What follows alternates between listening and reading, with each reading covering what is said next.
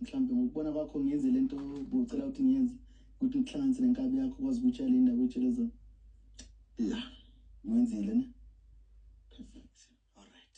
Okay, awuthi ngishiye kancane ngiyabonga ke kabi yami. Wenza kahle nje. Okay. Isidedele soxoxa siwabili. Ngicela uhambe nomama ngoba kufunakala ukuthi manje umuntu wesifazane usebona izinto afuna ukuthi ayibeke. Sizwana amandla nomfowethu. Simkhulu nje lana. Awucelwa yimina ke nkabi yami ukuthi ningaxabani.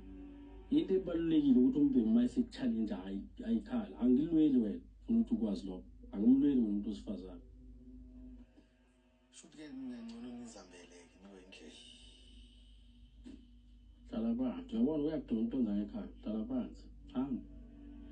Umfowethu ngisafuna nje ukuthi ngingimuzwe ukuthi lento ayenzayo uyenziswe yini nanokuthi ukumkhuza ukuthi engaphinda ayiyenze ngoba mayikwayenza uzoyenza umuntu wrong uzomlimaza. Hayi nje.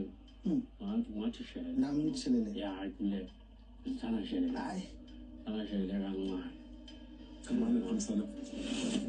Ala awuthi amani. Bengathi ibe lapho. Sawa. Ngeke ibhora cha ufuna ukuxoxa na. Buya la bafu.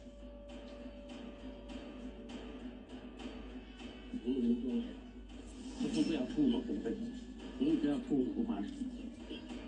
Akasawe. Phela umuntu onsana. Umuntu ngani? Phela umuntu oyintsot uyaza lo muntu aserious sot. Yenza lutho.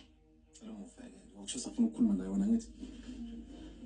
Ngeke sihamba noma uhambe. Ngeke imoto ngivale imoto sami.